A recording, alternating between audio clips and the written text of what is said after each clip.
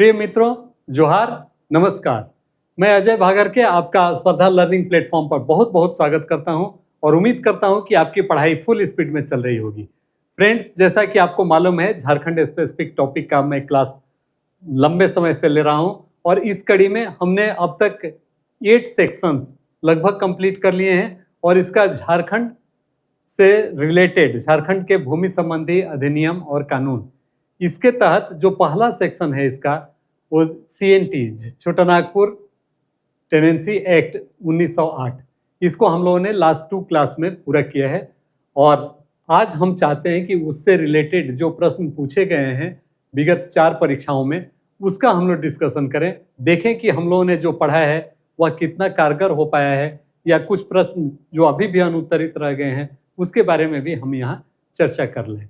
तो फ्रेंड्स, आज के इस वीडियो से जो हमारे स्पर्धा लर्निंग प्लेटफॉर्म के छात्र हैं वो तो लाभान्वित होंगे ही, उन्हें फ़ायदा तो होगा ही, साथ ही साथ जो हमारे YouTube के दर्शक हैं उन्हें भी इस क्लास से बहुत फ़ायदा होगा। तो चलिए हम देखते हैं कि कौन कौन से प्रश्न अब तक पूछे गए हैं और उनका क्या सही उत्तर है। तो सबसे पहले हम आते हैं, जैसा आप देख पा रहे हैं, यूनिट 8 जो प्रीवियस ईयर क्वेश्चन से रिलेटेड है, डिस्कशन क्लास, और यह CNT, खासकर जो 5-5 प्रश्न CNT से पूछे गए हैं, छोटा नागपुर काश्तकारी अधिनियम या छोटा नागपुर टेनेंसी एक्ट 1908 बहुत ही इम्पोर्टेंट है और इसके बारे में हम लोगों ने लास्ट 2 क्लास में काफ़ी विस्तार से चर्चा की है। हमने यह भी बताया था कि चूंकि बहुत लंबा यह चैप्टर है, यह अध्याय है, पूरे 19 अध्याय में बटा हुआ और टोटल 271 जिसमें सेक्शंस हैं, तो सबों के बारे में विस्तार से पढ़ने की उतनी ज़रूरत नहीं है। एक बार आप रीडिंग लगा लें, अच्छी बात है, लेकिन जो एग्जामिनेशन पॉइंट ऑफ व्यू से जितने भी इसके सेक्शंस हो सकते थे, जितने भी इसके चैप्टर्स हो सकते थे, उसके बारे में हम लोगों ने पढ़ लिया है।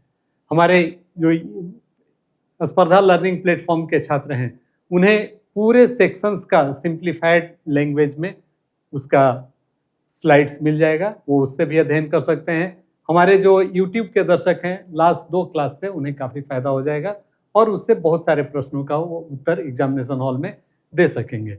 तो आइए आज देखते हैं कि इसमें क्या क्या है। लास्ट क्लास में भी हमने चर्चा की थी कि इसमें इम्पोर्टेंट कौन है, क्योंकि यह एक भूमि से संबंधित कानून है, अधिनियम है, एक्ट है, तो स्वाभाविक है कि जब भूमि है और इस रेंट भूमि है, भूमि किसकी होती है, अभी के परिप्रेक्ष्य में सरकार की भूमि होती है। तो सरकार ने अगर आपको भूमि दे रखी है अपने कार्यों के लिए, तो उससे वह रेंट लेती है, उससे वह लगान वसूल करती है। तो लैंडलॉर्ड के रूप में सरकार है, या सरकार का जो प्रतिनिधि है स्थानीय स्तर पर, उसे लोकल लेवल पर आप बोल सकते हैं CO, सर्किल ऑफिसर, या उसके जो रिप्रेजेंटेटिव हैं वो। उसके बाद जो भूमि धारक हैं, भूमि धारक को 4 वर्गों में बांटा गया था और उन चारों के बारे में अलग अलग अध्याय उसमें दिए गए थे, उनके बारे में हम लोगों ने अध्ययन कर लिया था। उनके आपस में जो जमीन की लेन देन हो पाएगी या वो भी आपस में जमीन को किराए पर दे पाएंगे, उससे संबंधित जितने प्रावधान थे उसे हम लोगों ने देख लिया। तो इस प्रकार से जमीनों की खरीद बिक्री, जमीनों का हस्तांतरण एक वर्ग से दूसरे वर्ग में, इससे संबंधित यह कानून आपके लिए है और इसी की बदौलत जो इसमें कठिन प्रावधान किए गए हैं, यहाँ की जमीनें अब तक स्थानीय लोगों के पास रह पाई है। तो इसमें इससे संबंधित जो प्रश्न अब तक पूछे गए हैं, चलिए उसको 1 बाय 1 देखते हैं। इस प्रकार से कुल 20 प्रश्न होंगे, हर साल के 5 प्रश्न, तो वो देखेंगे, प्रश्न देखेंगे और उसका जो व्याख्या है उसके बारे में हम देखेंगे। तो आइए, सबसे पहले आता है 6th JPSC, यहीं से हमारा नया पैटर्न शुरू होता है जो 18/12/2016 को हुआ था। इसका पहला प्रश्न आपके सामने में है, वह है छोटा नागपुर काश्तकारी अधिनियम 1908 की धारा, किस धारा के तहत अनुसूचित जाति, जनजाति, पिछड़ा वर्ग, अनुसूचित जाति भूमि के हस्तांतरण पर प्रतिबंध प्रदान की गई है। Restrictions on the transfer of scheduled tribe, backward class, scheduled caste land is provided under section इतना ऑफ छोटा नागपुर टेनेंसी एक्ट। तो आपने देखा होगा, जिसके बारे में मैं बार बार चर्चा करता हूं, बताता हूं कि ये सेक्शन 46 जिसे मैं बोलता हूं कि यह इस पूरे एक्ट का, जो CNT का कि आत्मा अगर कहें, सोल कहें, तो कोई बड़ी बात नहीं होगी, क्योंकि यही वो सेक्शन है जो बताता है कि आप अपने जमीन को कैसे एक दूसरे के साथ विनिमय कर सकते हैं, एक्सचेंज कर सकते हैं, रेंट पर दे सकते हैं, सेल कर सकते हैं। तो इसमें पूरा बहुत लंबा चौड़ा इसमें प्रावधान किया गया है। और इसमें यह भी बताया गया है कि वैसी जमीन अगर शेड्यूल ट्राइब को दे रहा है तो वो उसके लिए क्या प्रावधान हो, शेड्यूल ट्राइब, शेड्यूल कास्ट या अन्य ओबीसी अपनी लैंड को दूसरे को दे रहे हो या बिक्री कर रहे हो तो उसके लिए क्या प्रावधान है, उसको हम लोगों ने सेक्शन 46 में विस्तार से देखा था कि कैसे एक ही थाना में के लोग एक दूसरे से अपने जमीन का एक्सचेंज या खरीद बिक्री कर सकते हैं, और अदर्स के लिए ये पूरी तरह से प्रोहिबिटेड है। तो इसमें देखें इसका क्या एक्सप्लेनेशन आपके सामने में आ रहा है। छोटानागपुर काश्तकारी अधिनियम 1908 की धारा 46 के तहत अनुसूचित जनजाति, पिछड़ा वर्ग, अनुसूचित जाति उपायुक्त के पूर्व मंजूरी से, ये बहुत इंपॉर्टेंट है, अपनी जोत या किसी भाग के, अपने जमीन के किसी टुकड़े को, अपने अधिकार को विक्रय विनिमय किसी दूसरे अनुसूचित जनजाति के व्यक्ति को अंतरित कर सकता है। या इसमें सबसे इंपॉर्टेंट है कि इसमें डीसी का काफी इंपॉर्टेंट रोल होगा, और डीसी के सैंक्शन से ही, डीसी डिप्टी कमिश्नर के अप्रूवल के बाद ही वह किया जा सकेगा, और वह भी किसको, ये जो इतनी जमीनें हैं अनुसूचित जाति के व्यक्ति को अंतरित की जा सकती है, ट्रांसफर की जा सकती है with the prior approval of the deputy commissioner. तो 46 इज आवर करेक्ट आंसर। फिर नेक्स्ट क्वेश्चन आप देखें, section 46, the time bar of ejectment under section 46 is, जिसके तहत इस अवधि के समाप्ति के बाद प्रतिकूल कब्जे में रही भूमि का स्थानांतरण पूरा हो सकेगा। तो ये इसमें ये कह रहा है कि the time bar of ejectment under section इतना, that is after expiry of said period the transferee will perfect his title over transfer land by adverse possession. ये कितने साल के बाद? तो इसमें 12 वर्ष, इसके लिए जो करेक्ट आंसर है वो 12 वर्ष धारा 46 के तहत बेदखली का समय 12 वर्ष है, जिसके तहत इस अवधि के समाप्ति के बाद प्रतिकूल कब्जे में रही भूमि का स्थानांतरण परिपूर्ण होगा। मतलब अगर डीसी 12 साल के बाद, 12 वर्ष के तहत बेदखली का समय है कि उसके बाद उसको बेदखल कर सकता है उस लैंड से। तो ये देखें, सीएनटी एक्ट 1908 की धारा 46 के अंतर्गत आवेदन उपायुक्त द्वारा तब ग्रहण नहीं किया जाएगा जब तक कि अभियोगी अपने जोत का किसी अंतरण की तारीख से 12 वर्षों की कालावधि के भीतर उसे फाइल नहीं कर दे। अगर कोई जमीन किसी भी तरीके से दूसरे के पास चली गई है तो 12 साल के अंदर में आपको फाइल कर देना होगा डीसी के पास कि उस जमीन को हमें वापस दिलाई जाए, और डीसी तब उस पर अपने हिसाब से जुडिशियस डिसीजन लेकर उसे वापस कराने की दिशा में कार्रवाई कर सकते हैं, अगर ये सही सभी दृष्टिकोण से सुटेबल और सही हुआ तो। अब उसके बाद तीसरे प्रश्न पर आते हैं। छोटानागपुर काश्तकारी अधिनियम 1908 की धारा 71A, जो अनुसूचित जाति जनजातियों के गैर कानूनी रूप से अंतरण किए गए जमीन में, उसी से रिलेटेड यह भी प्रश्न है, अनुसूचित जनजाति के सदस्यों का अधिकार बहाल करने की शक्ति प्रदान करता है, इसे कानून द्वारा डाला गया है। तो यह आप मतलब देखें, इसमें बिहार अनुसूचित क्षेत्र नियम, इसके तहत अनुसूचित जाति के सदस्यों का अधिकार बहाल करने की शक्ति प्रदान करता है, इसे इस कानून के द्वारा डाला गया है, बिहार अनुसूचित क्षेत्र 1969। ये और इसको मजबूती देता है, जिसके चलते गैर कानूनी रूप से अगर कोई जमीन चली गई किसी के पास, यहाँ section 71A Chotanagpur tenancy act which provides power to restore possession of members of the scheduled tribe over land unlawfully transferred has been inserted by, मतलब अगर किसी भी तरीके से चली गई किसी दूसरे के पास तो इस कानून के द्वारा बिहार अनुसूचित क्षेत्र अधिनियम, बिहार शेड्यूल्ड एरिया रेगुलेशन 1969, इसके द्वारा वह रिस्टोर करने की शक्ति इसमें दे दी गई है। फिर आगे बढ़ते हैं, हम थोड़ा कोशिश करेंगे कि इसको जल्दी जल्दी देख लें, क्योंकि मोस्ट ऑफ द क्वेश्चंस हम लोगों ने देख लिए हैं, पढ़ लिए हैं, और कुछ ही शायद हो जिसके की फर्दर डिस्कशन की जरूरत हो। अगर आप लोगों ने वो दोनों ही वीडियो अच्छे से देखे होंगे तो आप क्लियरली समझ पा रहे होंगे कि किस प्रश्न का उत्तर क्या होना चाहिए। तो अब उसी का एक्सप्लेनेशन है कि छोटानागपुर काश्तकारी अधिनियम 1908 की धारा 71 है, जो अनुसूचित जातियों के गैर कानूनी रूप से अंतरित किए गए जमीन में अनुसूचित जनजाति के सदस्यों का अधिकार बहाल करने की शक्ति प्रदान किया गया है। इसे बिहार अनुसूचित क्षेत्र विनियमन 1969 कानून द्वारा डाला गया है, जहां उपायुक्त को समाधान हो जाए, विश्वास हो जाए कि अंतर्राष्ट्रीय बिहार इतना एरिया रेगुलेशन लागू होने के पहले ही ऐसी जोत या उसके किसी भाग पर संरचना, किसी कोई संरचना या भवन का निर्माण कर लिए, वहां अधिनियम के अन्य उपबंध के बावजूद ऐसे अंतरण को विधि मान्यता दे सकेगा या उसे वापस वो दिला पाएगा। तो ये इसका मेन थीम था। अब अगले प्रश्न पर आते हैं। छोटानागपुर काश्तकारी अधिनियम 1908 के अंतर्गत एक कन्या खूंट कटीदार को, ये तो बहुत ही क्लियर है, बार बार इसका जिक्र हो चुका है कि इसके तहत अगर खूंट कटीदार,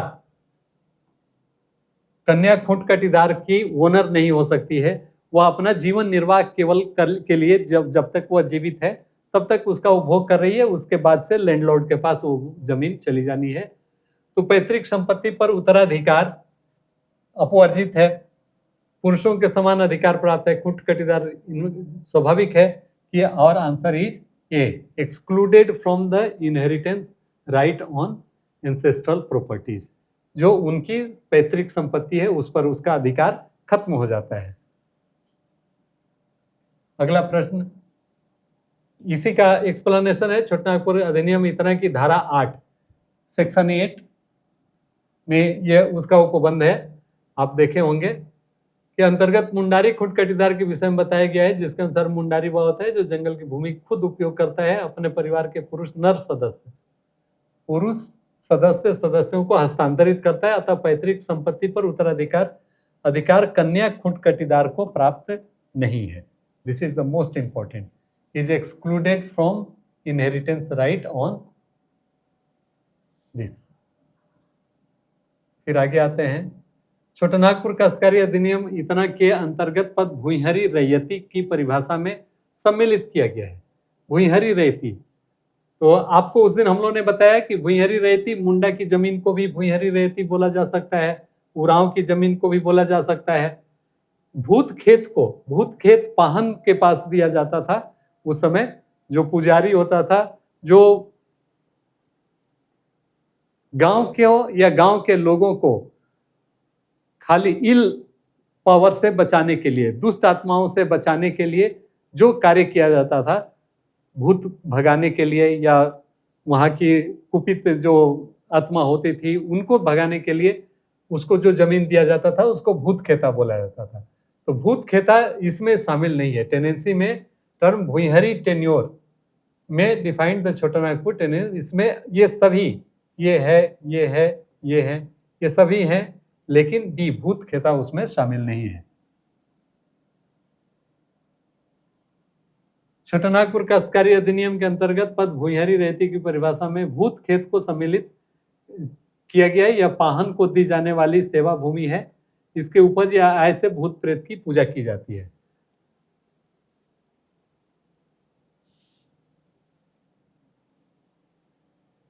सम्मिलित किया गया है, भूइंहरी रैयती की परिभाषा में सम्मिलित किया गया है भूत खेत को।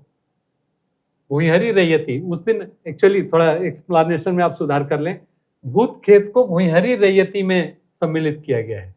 मुंडा को जो है वो मुंडारी खुटकटी में, उरांव को भी किया गया है, लेकिन भूत खेत को इसमें शामिल किया गया है। तो इसका एक्सप्लेनेशन यही था। फिर आगे आ जाएं। कोड़कर भूमि को जाना जाता है। कोड़कर भूमि, इसमें आप देख पा रहे हो कि ऑप्शन ये होना चाहिए था लास्ट में, लेकिन ये सब। तो कोड़कर भूमि के बारे में हम लोगों ने उस दिन चर्चा की थी कि यह बाबला, खानावत, जल शासन और अरियत, ये तीनों नाम से जाना जाता है। तो इसलिए इसका सही आंसर जो होगा वह ये होगा। ऐसी बंजर या जंगली भूमि जिसे भूस्वामी के अतिरिक्त किसी कृषक द्वारा तैयार की गई हो उसे कोड़कर बोलते हैं। किसी गांव के कृषक या भूमिहीन श्रमिक को उपायुक्त की आज्ञा से भूमि को कोरकर में परिवर्तित करने का अधिकार होगा। तो कोरकर के बारे में ये बोला गया है और यही चीज यहाँ भी है। As per section this, korkar means land by whatever name locally known such as बावला खान कृषक या भूमिहीन को के द्वारा ये किया गया है। तो ये सारे नाम से जाने जाते हैं इसमें। अगला प्रश्न इसका, छोटानागपुर काश्तकारी अधिनियम की कौन सी धारा भूमि के उपयोग के संबंध में अधिभोगी रैयत के अधिकार के बारे में बताता है? तो उस दिन भी आप लोगों ने देखा होगा, ऑक्युपेंसी रैयत के बारे में बात कर रहे हैं। उस दिन भी हम लोगों ने चर्चा की थी ऑक्युपेंसी रैयत, ऑक्युपेंसी रैयत, नॉन ऑक्युपेंसी रैयत, अंडर रैयत, ये 3 प्रकार के रैयत की चर्चा हम लोगों ने उस दिन की थी उस क्लास में। तो ऑक्युपेंसी रैयत, इसमें सेक्शन 21 में इसके बारे में चर्चा की गई है। कोई रैयत अपने अधिकारित section 21 of the rights of occupancy raiyat act use their land for cultivation in local manner, manufacture of bricks, steels for agriculture. ये सब बता रहा है कि वो किस तरह से उसका उपयोग कर सकता है कोई रैयत अपने जमीन और ये सब के बारे में। इसके बारे में आपको सेक्शन 21 में जिक्र किया गया है। अब ये तीसरा प्रश्न आता है इसका, छोटानागपुर काश्तकारी अधिनियम के अंतर्गत सर्वेक्षण करने और अधिकार अभिलेख तैयार करने का आदेश देने की शक्ति किसमें है? स्वाभाविक है कि अल्टीमेट स्टेट गवर्नमेंट, लैंड से रिलेटेड जो भी पावर है स्टेट गवर्नमेंट के पास है और वही ऑर्डर कर सकती है कि उसका सर्वेक्षण किया जाए या उस पर जो अभिलेख तैयार करना है वह तैयार किया जाए। पहले से इसमें ये नए की बात है कि अगर नए ढंग से उसका सर्वेक्षण करने का है या अधिकार अभिलेख तैयार करने की बात है तो गवर्नमेंट ऑर्डर कर सकती है और उसके आलोक में उपायुक्त या अन्य राजस्व अधिकारी जो भी सुटेबल हो वह उसमें उस कार्य को संपादित करेंगे। अब देखें इसका एक्सप्लेनेशन, राज्य सरकार किसी राजस्व अधिकारी द्वारा किसी स्थानीय क्षेत्र संपदा या भूधृति का सर्वेक्षण करने तथा उसके अधिकार अभिलेख तैयार करने का आदेश दे सकती है। The state government has right to order a survey of any local area, state और land holding and preparation of records to any revenue officer. किसी भी रेवेन्यू ऑफिसर को सरकार दे सकती है। अब अगला प्रश्न देखें, छोटानागपुर काश्तकारी अधिनियम अधिनियमित किया गया था। अब इसमें बताने की कुछ जरूरत ही नहीं है, ये सभी लोगों को पता है। 11 नवंबर, इसकी बार बार चर्चा हो रही है। 11 नवंबर 1908, 11 नवंबर 1908 को इसे अधिनियमित किया गया था। सी, भूमि संबंधित लूट विवाद को शांत करने के लिए उसके क्या रीजंस थे, इसमें लिखा गया है। इसके बाद इस साल का ये आखिरी प्रश्न है, ये निम्नलिखित में से कौन काश्तकारी के वर्ग में से नहीं है? नहीं है, इस पर आपको ध्यान देना हो। बार बार मैं बोलता हूं कि इस चीज को आप हमेशा ध्यान रखेंगे कि नहीं इसमें देखना है। तो भूइंहरी खुट कटीदार, भूधारक, रैयत, मुंडारी खुट कटीदार, आप तो देखे होंगे कि सारे के सारे आप ये किए होंगे, खुट कटीदार तो जरूर देखे होंगे, लेकिन भूइंहरी खुट कटीदार आपको देखने को नहीं मिले हैं रैयत के बारे में या भूधारक के बारे में। जो शुरू में ही हमारा चैप्टर है उसमें आप देख पा रहे होंगे, चैप्टर 4 अगर मैं गलत नहीं हूं, तो उसमें जो बताया गया है रैयत के प्रकार, काश्तकारी के जो वर्ग बताए गए हैं वो भूधारक, रैयत, मुंडारी, खुट कटीदार, रैयत में भी 3-4 कैटेगरी के रैयत। तो इस प्रकार से ये हमारा सही आंसर होगा भूइंहरी खुट कटीदार। इसका एक्सप्लेनेशन है, काश्तकारों के वर्ग में भूधारक, रैयत, यथाभियोगी, ऑक्युपेंसी रैयत, अनऑक्युपेंसी रैयत जिन्हें खुट कटी अधिकार प्राप्त हो, दर रैयत जिसे काश्तकारी जो रैयत के अधीन धारण करता हो, दर रैयत जो काश्तकार है और उसने किसी दूसरे को दे दिया है, एवं मुंडारी खुट कटीदार शामिल है। तो इस प्रकार से यह प्रश्न का उत्तर हुआ था। अब रूढ़ी के नियम, छोटानागपुर काश्तकारी, अब अभी हम देख रहे हैं ये PYQ बैकलॉग बैकलॉग एग्जाम का जो 21/1/2024 को हुआ था उसके प्रश्न को देख रहे हैं कि when will the norms of custom will be applicable under the छोटा नागपुर टेनेंसी एक्ट। ये रूढ़ी के साथ मतलब जो मान्यता के अनुसार जो है छोटा नागपुर काश्तकारी अधिनियम के तहत कब लागू किया जा सकेगा। इसमें ऑप्शन आप देखें, प्रश्न आप समझ पा रहे होंगे कि जो मान्यता है उसके अनुसार काश्तकारी अधिनियम के तहत कब लागू किया जा सकता है, जो पहले से प्रचलित मान्यताएं हैं उसको। तो उसमें जब यह अधिनियम के उपबंधों से असंगत न हो, जब इसे सत्तारूढ़ सरकार के द्वारा स्वीकार, जब इस क्षेत्र को उपायुक्त द्वारा स्वीकार किया गया, उपरोक्त में से कोई नहीं। तो स्वाभाविक है कि इसमें तरजीह दी गई कि यहाँ के लोगों की सिंस सीएनटी का निर्माण ही उस परिस्थिति में हुआ कि यहाँ के लोगों में जो असंतोष है उसको कम किया जाए। साथ ही साथ यहाँ के लोगों की जो जमीन है, सबसे अधिक आपत्ति या असंतोष लोगों का जमीन को ही लेकर था, तो यहाँ के जमीन को बचा के रखी जाए। तो इसीलिए इसमें था कि जो बना दिया गया अधिनियम, तो जब तक वह असंगत न हो इस अधिनियम का, तब तक उसे अमान्य नहीं किया जाएगा और तब वो लागू किया जा सकेगा। अर्थात जो प्रचलित मान्यताएं हैं उसको यहाँ तरजीह दी जाएगी। तो इसीलिए रूढ़ी के नियम छोटा नागपुर काश्तकारी अधिनियम के तहत कब लागू किया जा सकेगा, जब यह इस अधिनियम के उपबंधों से असंगत न हो। मतलब ये जो नियम इसमें दिया हुआ है उसके एट पार होगा तब उसको लागू किया जा सकेगा। अब आगे आते हैं इसी में, जब यह अधिनियम के अनुरूप नहीं हो ताकि कस्टम के मानदंड छोटा नागपुर काश्तकारी अधिनियम के तहत लागू होंगे। स्वाभाविक है, आप देख पा रहे होंगे लागू होंगे। नम का सीएनटी अधिनियम का उद्देश्य जमीन मालिक को कानून से संबंधित कुछ अधिनियमों में संशोधन और समेकित करना था, और छोटा नागपुर झारखंड में किराएदार और किराए मतलब लगान देने का, रेंट देने का निपटान करना है। तो इसीलिए उसमें ऐसा कहा गया। अब आगे बढ़ें। निम्नलिखित में से कौन छोटा नागपुर काश्तकारी अधिनियम 1908 के अनुसार भूधारियों के वर्ग में नहीं है। तो सेम क्वेश्चन जो पीछे हम लोगों ने देखा, तो भूधारक जिसमें उप भूधारक भी सम्मिलित हैं, दर रैयत हम लोगों ने देखा, अंडर रैयत, मुंडारी खुट कटीदार ये भी हम लोगों ने देखा। तो जो नहीं था वह यही था, तो इसीलिए ये हमारा करेक्ट आंसर अंडर रैयत, भुगता raiyat. Which one of the following is not class of tenants as per the Chota Nagpur tenancy act. फिर इसका दूसरा प्रश्न है, छोटा नागपुर काश्तकारी अधिनियम 1908 के अनुसार किराएदारों के चार, एक्चुअली किराएदार से अच्छा वर्ड है काश्तकार।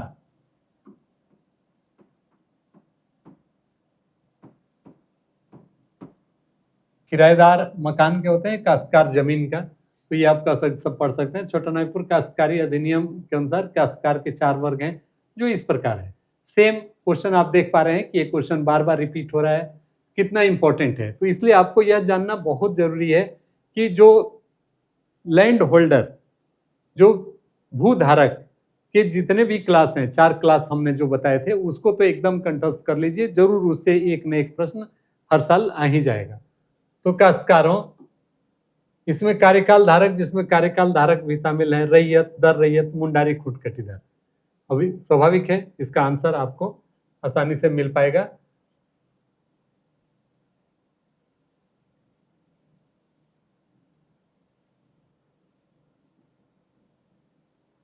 वह प्रश्न 3 है, निम्नलिखित में कौन एक छोटा नागपुर काश्तकारी अधिनियम 1908 के तहत कोड़कर भूमि का स्थानीय नाम नहीं है।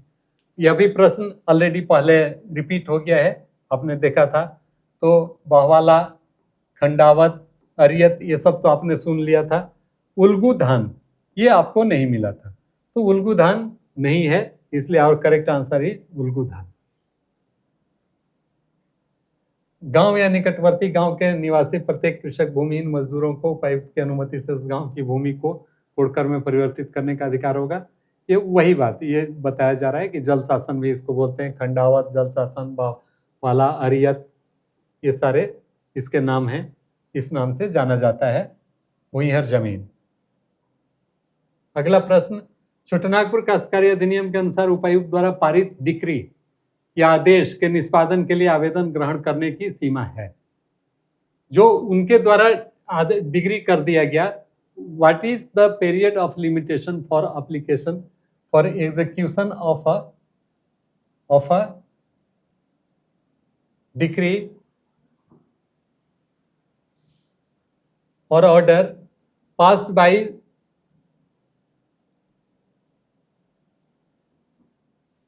डिप्टी कमिश्नर अंडर छोटा नागपुर टेनेंसी एक्ट। ये आप क्रॉस समझेंगे 1 ईयर। तो इसके लिए जो स्पेसिफाइड टाइम है वह है 1 साल। 1 साल में जो उसके उपायुक्त द्वारा पारित डिक्री आदेश के निष्पादन के लिए आवेदन ग्रहण करने की सीमा काल इतना है। 1 वर्ष के भीतर आपको कर देना है। सीएनटी अधिनियम 1908 की धारा 71, ये सेक्शन 71 में आप देखेंगे। 71 सेक्शन 71 के अनुसार उपायुक्त द्वारा पारित डिक्री आदेश के निष्पादन के लिए आवेदन की सीमा अवधि 1 वर्ष है।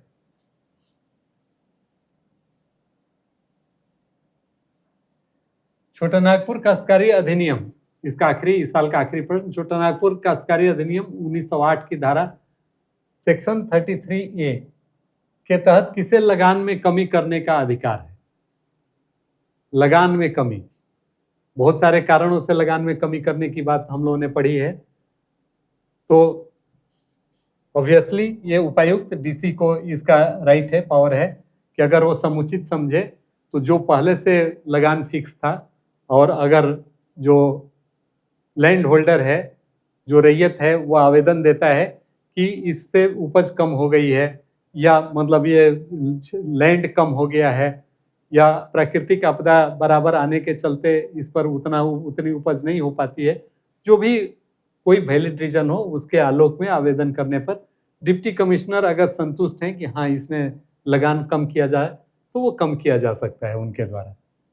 इसी का है, रैयत के जोत का लगान निम्नांकित दशाओं में उपायुक्त द्वारा कम किया जा सकता है। कौन सी दशाएं हैं? यदि जोत का लगान धारा 29 के अधीन 1 जनवरी 1911 और 31 दिसंबर 1936 के बीच किसी समय बढ़ा दिया गया हो, अगर इस बीच में किसी कारण से बढ़ गया, या जोत का स्वामी सिंचाई का प्रबंध करने में असफल रहा हो, या बराबर वहां पर सुखाड़ की समस्या आती हो, बाढ़ की समस्या आती हो, या उस जमीन उसके बीच से कोई रोड निकल गया हो, जमीन छोटी पड़ गई हो, तो इन सारे कंडीशंस में उसमें किया जा सकता है। द रेंट ऑफ रैयत land holding may be reduced by deputy commissioner in the following: if the land holding was increased under section this at any time between इतना बढ़ा दिया गया है, या if the owner of the land holding has failed to provide for irrigation, या और भी जो भी कारण हो उसके द्वारा। अब आते हैं 11 to 13, रिसेंट जो एग्जाम हुआ था हमारा 11 to 13, 17 मार्च 2024 को, किस प्रकार भारतीय परिसीमन, इसका पहला प्रश्न देखें, किस प्रकार भारतीय परिसीमन अधिनियम के प्रावधान छोटा नागपुर काश्तकारी अधिनियम 1908 के अंतर्गत आने वाले सभी मुकदमा फिल्म आवेदनों पर लागू होते हैं? How the provisions of the Indian delimitation act apply to all cases, appeals and applications. परिसीमन मीन्स एक क्षेत्र का दूसरे क्षेत्र में, जो शेड्यूल्ड एरिया है वो नॉन शेड्यूल्ड एरिया में जाना, या नॉन शेड्यूल्ड एरिया का शेड्यूल्ड एरिया में जाना, इसके बारे में ये बात हो रही है। तो इसमें कौन सा है वो मुकदमा आवेदनों पर लागू होते हैं? तो स्वाभाविक है कि सबसे अधिक तरजीह दी गई सीएनटी को। सीएनटी से छेड़छाड़ के बारे में न कोई सोचता है और न कोई चाहता है कि इस पर अनावश्यक विवाद हो। तो इसलिए सीएनटी जहाँ लागू होंगे, इसके प्रावधान अधिनियम से असंगत, उसके अगर अनुरूप हैं तब तो वो मान्य होंगे, और जहां इसका वायलेशन करते हैं सीएनटी का, वह उसको नहीं माना जाएगा। तो यही इसका है। इसका और correct answer is B, apply in so far as its provisions are not inconsistent with the Chota Nagpur tenancy act. इतना क्लियर है? अगले प्रश्न पर उसी का एक्सप्लेनेशन आप देख पा रहे हैं। The Indian delimitation act is applicable to the whole of India and therefore all suits, appeals and applications under the Chota Nagpur Tenancy Act 1908 applied to the extent not inconsistent with the CNT Act 1908. Hence option B is correct. मतलब अगर उससे consistent नहीं है, inconsistent नहीं है, तभी मतलब वह अप्लाई होगा। परिसीमन की बात अगर की जाए तो डिलिमिटेशन वाली बात। अगला प्रश्न, छोटानागपुर काश्तकारी अधिनियम 1908 की धारा 139 अथवा धारा 139(2) के खंड 7 के अंतर्गत उपायुक्त द्वारा किसी मुकदमे में पारित आदेश के विरुद्ध अपील कहाँ किया जा सकता है? अगर उसने कोई आदेश दे दिया, उससे आप सेटिस्फाइड नहीं है, जो रैयत है उससे संतुष्ट नहीं है, तो उसके लिए अपील वो कहाँ करेंगे? तो इसके बारे में इसमें प्रोविजन दिया हुआ है और उसके तहत आप देखेंगे कि न्यायिक आयुक्त या उच्च न्यायालय के समक्ष राशि के अनुसार, अगर बहुत थोड़ा सा है तो न्यायिक आयुक्त के पास करेंगे, और अगर बहुत ज़्यादा का मामला है तो हाई कोर्ट में आप कर पाएंगे, बिफोर जुडिशियल कमिश्नर और high court as per amount, जो राशि जिसका मामला बन रहा है उसके अनुरूप। उसी का एक्सप्लेनेशन है, CNT अधिनियम इतना की धारा के तहत मुकदमे में उपायुक्त द्वारा पारित आदेश के खिलाफ न्यायिक आयुक्त या उच्च न्यायालय में अपील की जा सकती है। Same in English, an appeal lies to judicial commissioner और high court against an order passed by deputy commissioner in a suit under section 39(2) or subsection 7 of section इतना CNT Act 1908। तीसरा प्रश्न इसी साल का है, छोटानागपुर काश्तकारी अधिनियम 1908 के अनुसार भूधृति लैंड टेन्योर भूधृति अधिनियम हम लोगों ने पढ़ा था। सविप्रेत भूधारक का हित और इसके अंतर्गत उपभूधृति आती है, किंतु काश्तकारी नहीं आती है। Means the interest of the land holders and its include sub tenancy but does not include tenancy. अब इसमें क्या नहीं आता है, अब ये आपको बताना है कि कौन काश्तकारी के वर्ग में नहीं आता है। तो मुंडारी खुट कटीदार, अधिभोग रैयत, अनाधिभोग रैयत, दर रैयत। तो आपने उस दिन देखा होगा कि भू टेन्योर मतलब लैंड टेन्योर मीन्स क्या? तो मुंडारी खुट कटीदार मीन्स वो तो है ही, उसका जमीन तो परमानेंट है, वह टेनेंट के कैटेगरी में वो नहीं आता है, किंतु काश्तकारी नहीं आती है उसमें। तो मुंडारी खुट कटीदार ये सभी तो हमारे रैयत हैं, होल्डर हैं, जमीन के होल्डर हैं। लेकिन अगर ओरिजिनली की जाए तो मुंडारी खुट कटीदार, मुंडारी खुट कटीदार ये उस कैटेगरी में नहीं आते, काश्तकारी वर्ग में ये नहीं आते। और मेन ये जो रैयत है, अधिभोग रैयत, अनाधिभोग रैयत, दर रैयत, ये सब उस कैटेगरी में आते हैं। तो भूधृति आती है जिसके अंतर्गत उपभूधृति आती है। आप इसको गौर से देखेंगे। According to Chotanagpur tenancy act, land tenure means the interest of the landholders and it includes subtenancy but does not include tenancy। सब टेनेंसी आएगी लेकिन टेनेंसी नहीं आएगी। तो इसमें मुंडारी खुट कटीदार जो है इज आवर करेक्ट आंसर, और बाद बाकी जो है वो काश्तकारी में आएंगे लेकिन उसमें नहीं आएंगे सब टेनेंट के कैटेगरी में। ये सब टेनेंट कभी भी नहीं हो सकते हैं। सब टेनेंट मीन्स कोई किसी का मतलब एक काश्तकार दूसरे काश्तकार के लिए दूसरे को लैंड अगर वो देता है तो वो सब टेनेंट कहलाएगा या अंडर टेनेंट कहलाएगा। अंडर रैयत जिसको हम बोलेंगे, दर रैयत, वो सब होगा। लेकिन मुंडारी खुट कटीदार ये डायरेक्ट होल्डर है, ये कभी सब या दर रैयत के कैटेगरी में नहीं आ सकते, इसीलिए ये टेनेंसी में के कैटेगरी में नहीं आएंगे। CNT अधिनियम इतना के तहत दखल रैयत, गैर दखल, ऑक्युपेंसी रैयत, नन ऑक्युपेंसी रैयत और अंडर रैयत, इसकी बात की गई है, काश्तकारी के हित में शामिल किया गया है। लेकिन मुंडारी खुट कटीदार काश्तकारों में शामिल नहीं किया गया है। मतलब ये माना जाता है कि उनकी जो जमीन है वो उनकी है, और प्रोविजंस भी शुरू में ये किए गए कि उनसे रेंट का भी उसी ढंग से निर्धारण किया जाए।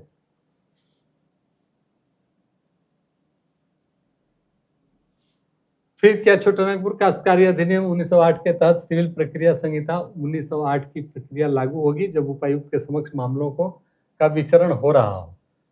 तो ये आप देखें, शायद इस तरह का प्रश्न हम लोगों ने नहीं देखा था, लेकिन एक अच्छा ये प्रश्न आ गया, क्या छोटानागपुर काश्तकारी अधिनियम 1908 के तहत सिविल प्रक्रिया संहिता मतलब civil procedure applicable under Chotanagpur will procedure of civil procedure code 1908 be applicable under Chotanagpur Tenancy Act 1908 when cases are being deputy commissioner के पास वो ट्रायल अगर हो रहा है, ट्रायल हो रहा है, तो क्या वह उसको सुना जा सकेगा? क्लियर है? ये अगर चल रहा हो इस तरह का मामला तो होगा कि नहीं होगा? तो इसमें स्टेट को ये पावर दिया गया है, state government shell decide if any procedure is not provided under the Chotanagpur tenancy act. अगर नहीं दिया गया है तो स्टेट गवर्नमेंट का जुरिडिक्शन होगा कि अगर नहीं दिया गया है तो उसमें वह क्या करे। अगर वो उसमें चल रहा है तो इंटरवेन गवर्नमेंट चाहे तो कर सकती है। जहां कोई राजस्व न्यायालय प्रक्रिया के उन मामलों में संहिता के प्रावधान द्वारा शासित होते हैं जिन पर मुकदमा में मौन है, ये इंपॉर्टेंट है, अधिनियम मौन है। Special act applicable to them is silent, ये टर्म इंपॉर्टेंट है। जहां पर कुछ नहीं बोला गया है तो उस कंडीशन में गवर्नमेंट में by notification in the official gazette declare that any part of those provisions which are not expressly made applicable by the code shall not be applied to those codes or shall apply only with such modifications as the state government may determine, and hence option C is our correct answer।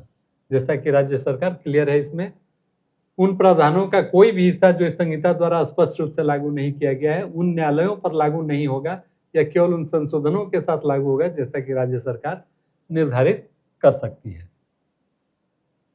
अब आते हैं आज के इस आखिरी प्रश्न पर। धारा 17 सेक्शन 17 की बात की गई है। छोटानागपुर काश्तकारी अधिनियम 1908 के तहत बंदोबस्त रैयत सेटलमेंट रैयत वह व्यक्ति है जिसने वर्षों तक इस अधिनियम के प्रारंभ के पूर्व पश्चात किसी ग्राम में स्थित रैयत भूमि को लगातार धारित किया हो। तो आप बार बार इसमें देख पा रहे होंगे कि वह व्यक्ति जो सेटलमेंट रैयत या इसे आपका छोटानागपुर का तहत बंदोबस्त रैयत वह व्यक्ति है जो जब यह हुआ, जब इसका सर्वे किया जा रहा था, तो जब इसका इनेक्टमेंट हुआ 1908, तो 1908 के पहले कितने सालों से वह उस भूमि पर उसका अधिकार था, वहाँ पर वह खेती कर रहा था या वहाँ पर घर बना के रह रहा था।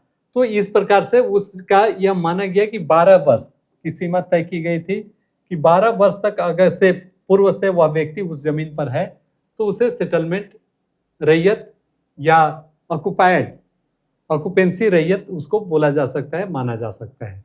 तो इसलिए और करेक्ट आंसर इज 12 ईयर्स। इसके बारे में भी हम लोगों ने उस दिन चर्चा की थी कि कितने वर्षों से मुंडारी खुद कटीदार भुइहरी जमीन के बारे में या कोड़कर जमीन के बारे में, ये सब सारी बातों के बारे में हम लोगों ने उस दिन अपने क्लास में चर्चा की थी और ये भी उसी के एट पार है।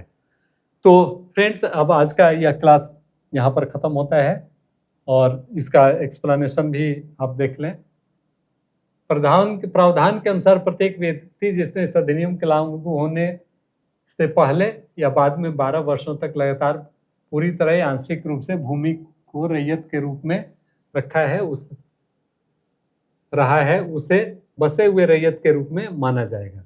शैल be treated as a settled raiyat या ऑक्यूपेंसी रैयत। तो ये आज हमारा आज का क्लास का ये आखिरी प्रश्न था जिसे हम लोगों ने देखा। और फ्रेंड्स, आपने देखा होगा इन सारे प्रश्नों के डिस्कशंस में जो छात्र बगैर हमारे पूर्व के लेक्चर से इस क्लास को देख रहे होंगे उन्हें थोड़ी कठिनाई हुई होगी, क्योंकि इसमें टर्म्स कुछ जो बार बार आते हैं वह आम बोलचाल की भाषा वाले टर्म नहीं होते हैं। अंग्रेजी में तो फिर भी टर्म्स थोड़े सिंप्लीफाइड होते हैं, लेकिन हिंदी वाले जो टर्म होते हैं वह थोड़े डिफ़िकल्ट होते हैं जो हम अपनी दिनचर्या में रोज़ उनका प्रयोग नहीं करते हैं। तो इसलिए उन्हें थोड़ी हो सकती है कि असुविधाजनक लगा हो, लेकिन वैसे छात्र जो हमारे लास्ट 2 वीडियो देखे होंगे और उस डिस्कशन से वो कुछ समझ पाए होंगे, उन्हें इन सारे प्रश्नों को समझने में या उत्तर देने में कोई विशेष परेशानी नहीं हुई होगी। तो अब इस क्लास को आज क्लोज़ करते हैं, फिर आगे हम अगले क्लास में मिलेंगे। तब तक के लिए आप सबों का बहुत-बहुत धन्यवाद। जोहार, नमस्कार।